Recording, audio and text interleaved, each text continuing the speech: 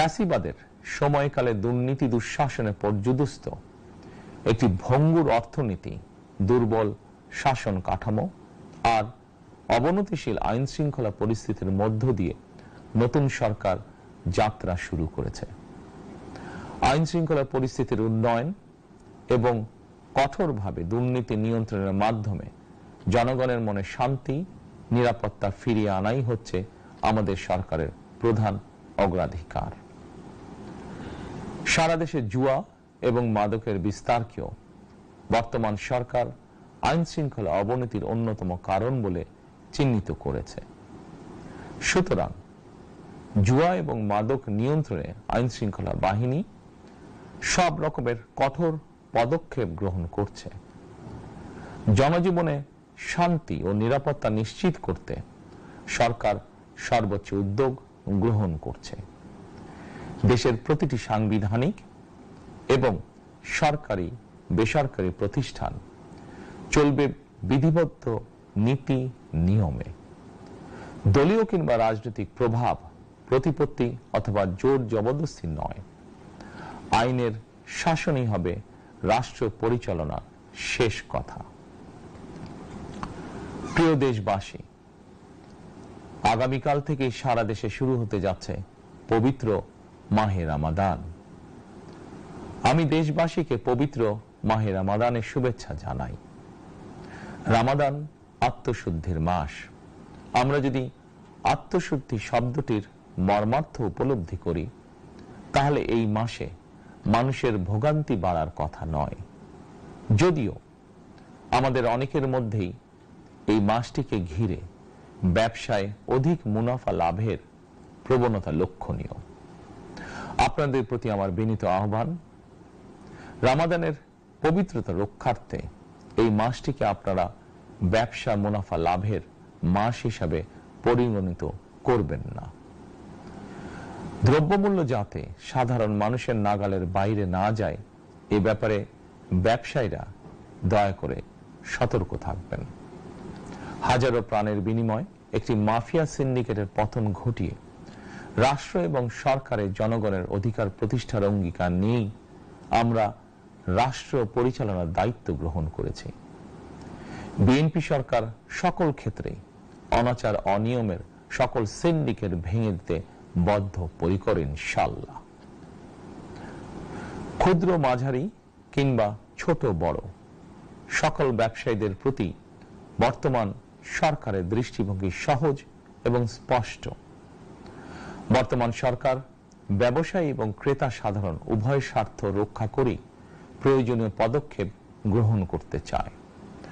সুতরাং সরকারের পক্ষ থেকে কি ধরনের উদ্যোগ গ্রহণ করলে বাজার পরিস্থিতি নিয়ন্ত্রণে থাকবে কিংবা ক্রেতা বিক্রেতা উভয়েরই স্বার্থ রক্ষা হবে, এ ব্যাপারে আপনাদের যে কোনো ধরনের পরামর্শ কিংবা অভিযোগ শুনতে সরকার প্রস্তুত। ক্রেতা বিক্রেতা গ্রহীতা এই সরকার সকলেরই সরকার। এই সরকার আপনাদেরই সরকার। আপনারাই ভোটের মাধ্যমে এই সরকারকে রাষ্ট্র পরিচালনার দায়িত্ব দিয়েছেন। আপনারাই এই সরকারের শক্তি।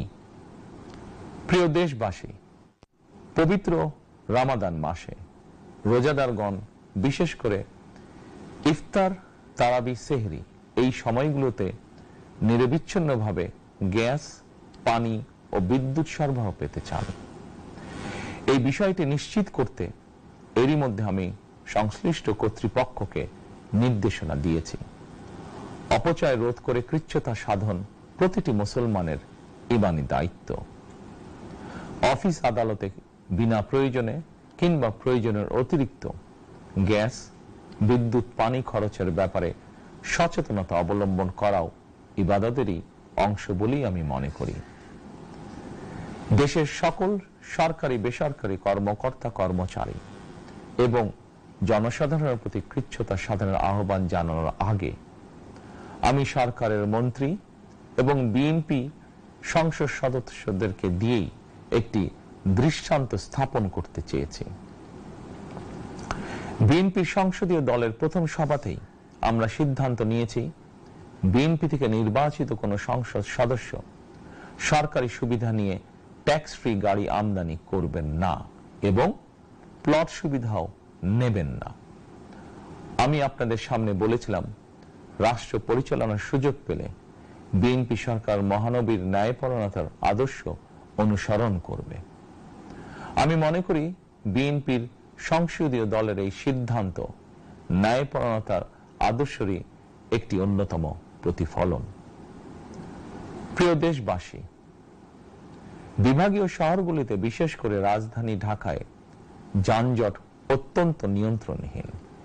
হাটে মাঠে ঘাটে, অফিস আদালতে জনগণের ভোগান্তির শেষ নেই।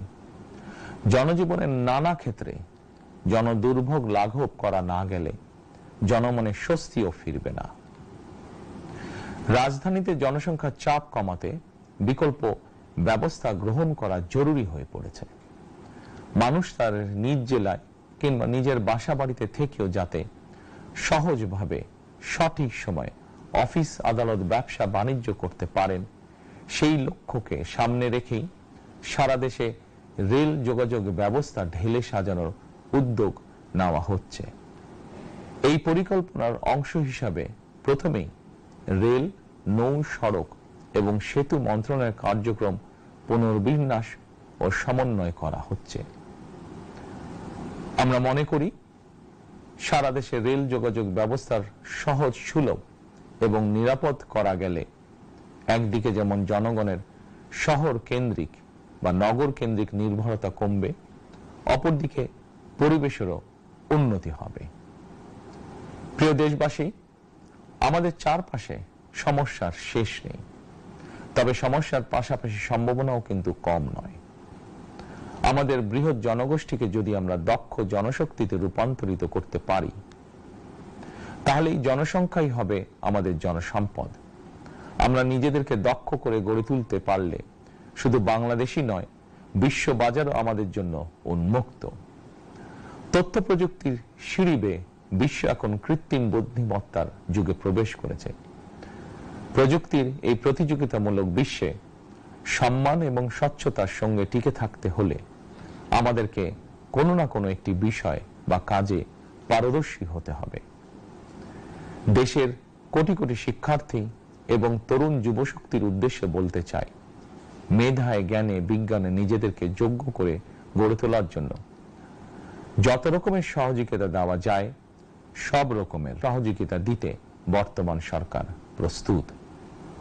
কর্মসংস্থান এবং কর্ম পরিবেশ নিশ্চিত করার সুনির্দিষ্ট অঙ্গীকার নিয়ে বর্তমান সরকার যাত্রা শুরু করেছে।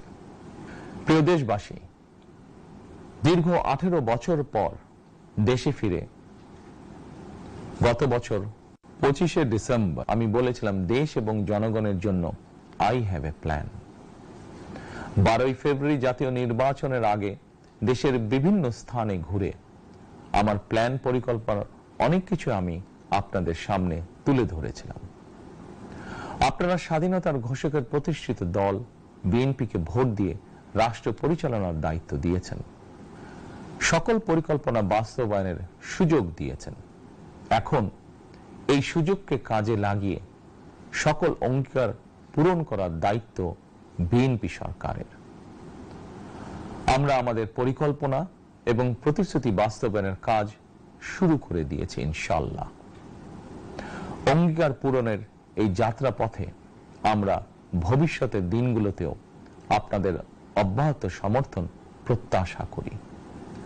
প্রিয় দেশবাসী, সরকার প্রধান হিসাবে আমি দেশবাসীর উদ্দেশ্যে একটি বিষয়ে প্রতি দৃষ্টি আকর্ষণ করে বলতে চাই।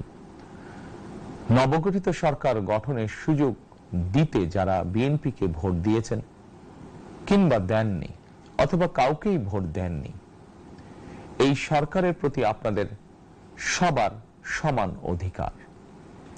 বিএনপি সরকার বিশ্বাস করে দল, মত, ধর্ম, দর্শন যার যার, রাষ্ট্র সবার।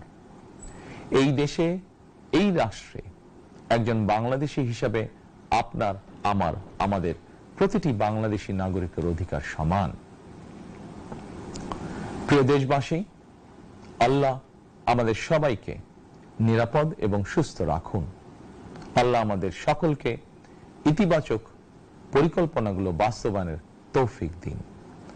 পবিত্র রমাদান মাস শুরুর শুভ লগ্নে আল্লাহর দরবারে এই নিবেদন রেখে আমার বক্তব্য শেষ করছি।